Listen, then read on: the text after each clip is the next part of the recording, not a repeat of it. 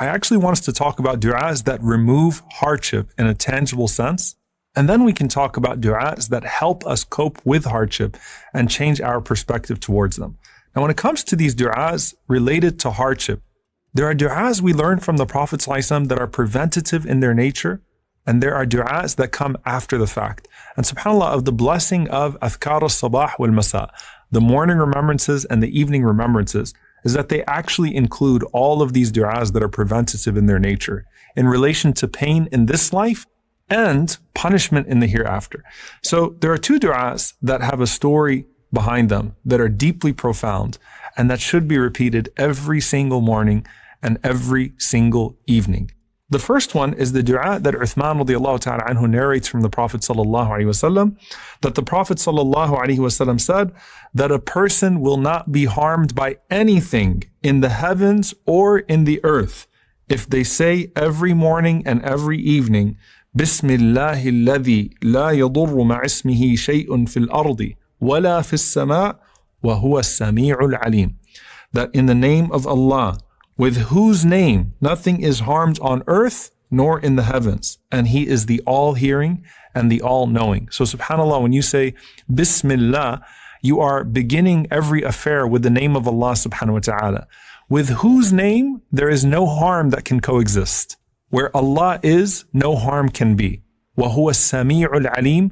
You can't hear or see or know all of what is happening around you and things that are coming your way. Just imagine, subhanAllah, the signal or something that's happening or something that's about to strike you from behind you. You can't see it or hear it or perceive it. Allah subhanahu wa ta'ala sees, hears, and perceives everything. And so this dua is beautiful. It's comprehensive. And the Prophet ﷺ is saying that if a person says this, it will protect them from all harm in the earth and from the heavens. And there are numerous stories that we have from the Salaf being protected from major things that happened to them because they made this dua. In fact, subhanAllah, even the narrator himself, Uthman radiallahu ta'ala anhu, his son who narrated it from him, Aban radiallahu ta'ala anhu, وعن أبيه, he narrated this hadith from his father. And Aban used to make sure to always say this dua every morning and every evening. And then one day he was actually struck by an infection and he was partially paralyzed as a result of that infection. So those that narrated the dua from him, they were curious how it was that he was struck by this sickness, by this illness, even though he was the one that taught this dua and he taught this hadith. And he said, radiyallahu ta'ala anhu, that wallahi, I did not lie upon Uthman radiyallahu ta'ala anhu, nor did Uthman radiyallahu ta'ala anhu tell a lie about the Prophet sallallahu alaihi wasallam. I say this dua every single day and every single night, and Allah has protected me. It happened to be that on that day, I was overcome by anger and I forgot to recite the dua. And that's when this happened to me, subhanAllah. And by the way, I know someone very close to me, subhanAllah, who would recite this dua every single day, every single evening. And the one day that they didn't recite this dua was the one day that they had a car accident. And they will say it themselves. Now, someone might be saying, well, wait a minute, like, does that mean we can't be harmed? What about righteous people that make the dua and that have a car accident or that have an illness that comes to them? This is where the beauty of this comes into play. And Imam al-Shawkani, rahimahullah, he says that this dua, or this hadith rather, is evidence that these words repel every single harm, no matter what it is, from the one who says them. He will not be afflicted by anything in the night or the day if he says them during the night and the day. However, if a person gets hurt regardless, that is by the will of Allah subhanahu wa ta'ala, and you would certainly know that it was khair. You would certainly know that it was good. If you're saying this dua, then you are asking Allah subhanahu wa ta'ala to protect you, and you have a sure method of protection. And Allah subhanahu wa ta'ala still allows you to be tested and tried with some sort of catastrophe or some sort of hardship. Then know that Allah subhanahu wa ta'ala intends for you good through that hardship, so long as you respond with good, just as you began with good, turning back to Allah subhanahu wa ta'ala. So the dua is protection for you from the bad effect of a trial or a tragedy and the tangible effect of trial and tragedy. But of course, Allah subhanahu wa ta'ala still will choose to test some of us with some of these trials and tragedies. And that would be khair for us. That would be good for us, so long as we respond in a way that is pleasing to him. So this is the dua, Bismillahi alladhi la yadurru ma'a ismihi shay'un fil ardi wa la fis sama' wa huwa as-sami'ul alim. You say it 3 times in the morning and 3 times in the evening. Also, Abdurrahman ibn Abi Bakr radiyallahu ta'ala anhuma, he narrates from his father, or he narrates that he said to his father that, "Oh my father, I heard you making this dua every single morning and every single evening 3 times. You would say, Allahumma afini fi badani, Allahumma afini fi sam'i, Allahumma afini fi basari, la ilaha illa ant, Allahumma inni a'udhu bika min al-kufri wal-faqr, wa a'udhu bika min adhab al-qabr, la ilaha illa ant." So he would say 3 times in the morning and 3 times in the evening, "Oh Allah, grant me health in my body, grant me health in my hearing, grant me health in my sight, la ilaha illa ant, there is no God but you." And then he would say, "Oh Allah, I seek refuge with you from disbelief and poverty. And oh Allah, I seek refuge with you from the punishment of the grave.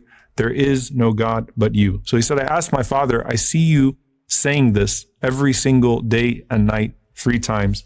And he responded and he said, "I heard the Prophet ﷺ doing the same. وَأَنَا أُحِبُّ أَنْ أَسْتَنَّ بِسُنَّتِهِ." And I love to practice the sunnah of the Prophet ﷺ. So these are 2 du'as that are already in your morning and evening remembrance, and they are preventative of actual hardship coming your way and actual tests and trials coming your way. Now, as for after the hardship, there is no du'a greater than the following du'a. And there's a story behind it as well. Sa'd ibn Abi Waqqas radiyallahu ta'ala anhu, he says that one day during the Khilafah of Umar ibn Khattab radiyallahu ta'ala anhu, I walked past Uthman ibn Affan radiyallahu anhu in the masjid, and I gave him salam, and he completely ignored me. So just think about Medina, Sa'd ibn Abi Waqqas, walking past Uthman ibn Affan, saying, "Assalamu alaikum." And Uthman completely ignored him. So he was upset. So he went to Umar ibn Khattab, and he told him what happened. And when Uthman comes to him, and he's asked about that, then he says, "You didn't say salam to me. What are you talking about?" Sa'd says, "Wallahi, I said salam to you." He takes an oath that I said salam to you. And Uthman takes an oath that Sa'd did not say salam to him. I don't remember this conversation at all.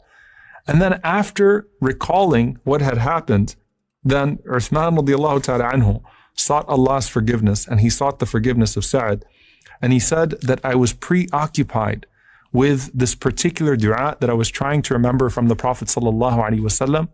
And Sa'd radiallahu ta'ala anhu said, "I will tell you what it was that was preoccupying you and what dua you were thinking about. It is the dua of Yunus alayhi salam.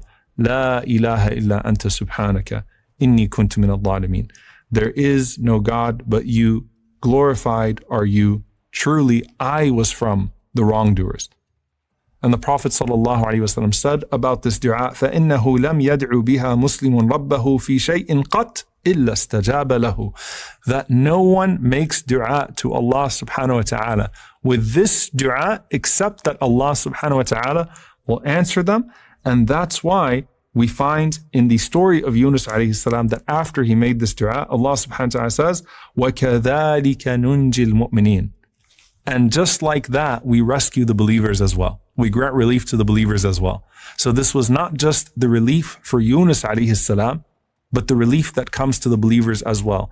And who is in a more desperate situation than Yunus alayhi salam, swallowed in the belly of that whale, in the bottom of the ocean, in the depth of the night, calling out to Allah subhanahu wa ta'ala with this dua. So the Prophet ﷺ is saying, there is no Muslim that calls upon Allah subhanahu wa ta'ala with this dua except that Allah subhanahu wa ta'ala will answer them. And in that, by the way, is an indication that it's not just the removal of hardship. It's also that when a person acknowledges their vulnerability to Allah subhanahu wa ta'ala, and that vulnerability is especially felt in a moment of hardship, Allah subhanahu wa ta'ala will not just remove the hardship, and Allah subhanahu wa ta'ala will not just remove that which causes you distress. Allah subhanahu wa ta'ala will give you things that you didn't even know you were supposed to be asking Him for.